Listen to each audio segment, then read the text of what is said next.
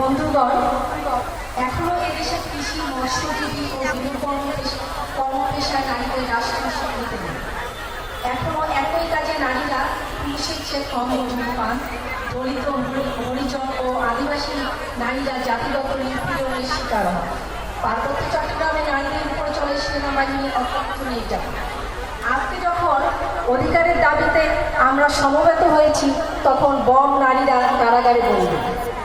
বাংলাদেশের শতকরা 96% নারী আজও ভূমির মালিকানা থেকে বঞ্চিত। এশিয়ায় বাল্যবিবাহের শীর্ষে রয়েছে বাংলাদেশ। স্বামী বা সঙ্গীর হাতে নির্যাতনের ঘটনায় বাংলাদেশ বিশ্বের চতুর্থ। প্রতিনিয়ত নারীরা বৈবাহিক ধর্ষণের শিকার হচ্ছে।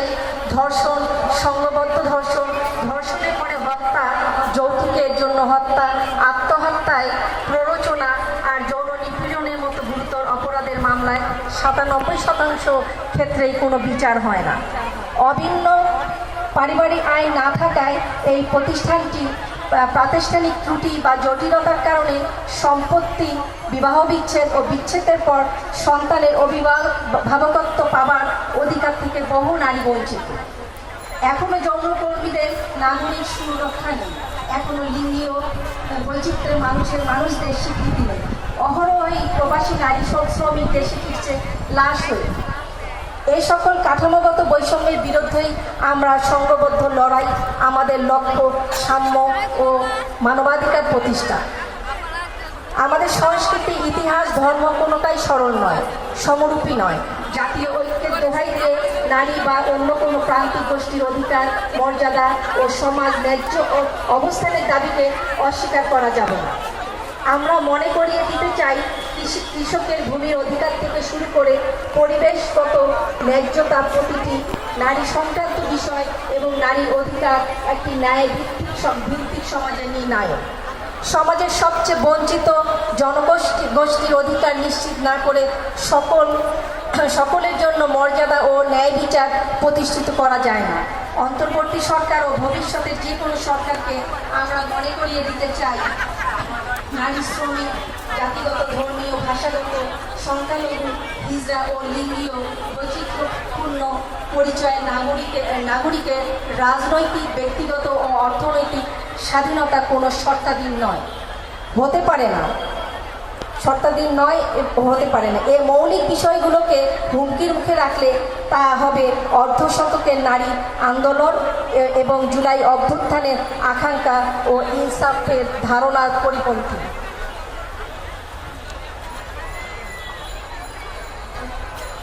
সহযোদ্ধাগণ, আমাদের লড়াই শ্রমিকের ন্যায্য মজুরি, ছুটির অধিকার, নিরাপদ কর্মপরিবেশ ও সংগঠনের অধিকার নিশ্চিত করার লড়াই। আমরা লড়ছি নারীর ভূমিকা অধিকার প্রতিষ্ঠার জন্য। আমরা চাই কৃষক হিসেবে তার পূর্ণ স্বীকৃতি। আমরা চাই শিক্ষা, স্বাস্থ্যসেবা ও বাসস্থানের অধিকার।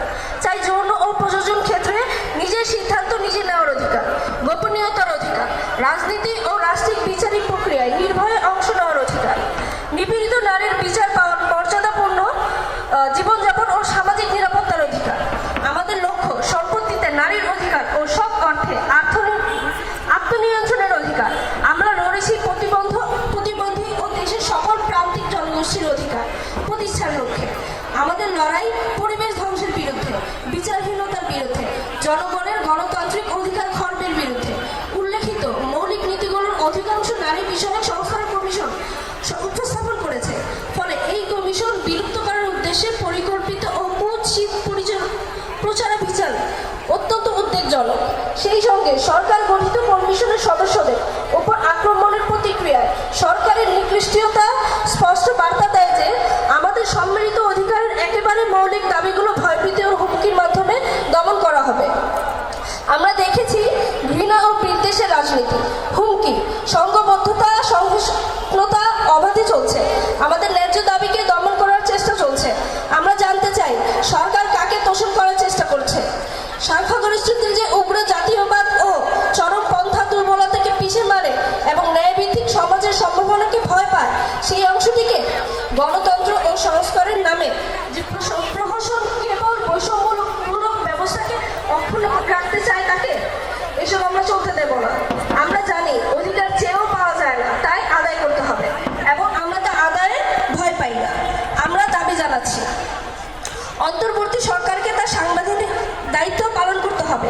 বিশেষত নারী ও প্রান্তিক জনগোষ্ঠীর বিরুদ্ধে সহিংসতার হুমকি, নারী বিষয়ক সংস্কার কমিশনের প্রতিবেদন ঘিরে গুজব ও অপপ্রচার এবং ধর্মীয় মূল্যবোধকে অস্ত্র করে হিসাব ব্যবহার করে আতঙ্ক সৃষ্টির বিরুদ্ধে সরকারকে ব্যবস্থা নিতে হবে।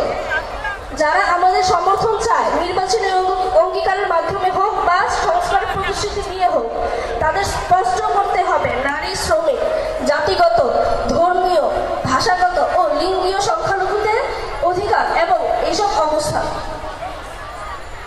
বিশেষ করে আসন্ন নির্বাচন থেকে তাদের প্রার্থীদের অন্তত 33% নারী হতে হবে। নারী ও প্রান্তিক জনগণের শিক্ষা, স্বাস্থ্য, সামাজিক, অর্থনৈতিক ক্ষমতায়নের অন্তর্বর্তী সরকারকে আশু পদক্ষেপ গ্রহণ করতে হবে। আমাদের বিরুদ্ধে সহিংসতা ও বৈষম্য চালিয়ে যাওয়ার প্রচেষ্টা আমরা মেনে নেব না। আমাদের মৌলিক অধিকারগুলো অস্বীকার করার ষড়যন্ত্র আমরা প্রতিরোধ করব। বিশৃঙ্খলা ও বিভ্রান্তি সৃষ্টির চেষ্টা, সংস্কৃতি ও ধর্মকে দমনমূলক অস্ত্রে পরিণত করার চেষ্টা আমরা প্রতিরোধ করব। ইতিহাস বিচ্ছিন্ন কর্মকুমণ্ডতার মাধ্যমে সহিংসতা ও বৈষম্য চালিয়ে যাওয়ার প্রচেষ্টাকে আমরা কিছুতেই সফল হতে দেব না। আমাদের সংস্কৃতি, ধর্ম, ইতিহাস দারুণ বৈচিত্র্যময় ও সংবেদনশীল। সেই বিশালতাকে উপেক্ষা করে আমরা গুটি কয়েক মানুষের সংকীর্ণ ব্যাখ্যাকে সার্বজনীন হতে দেব না।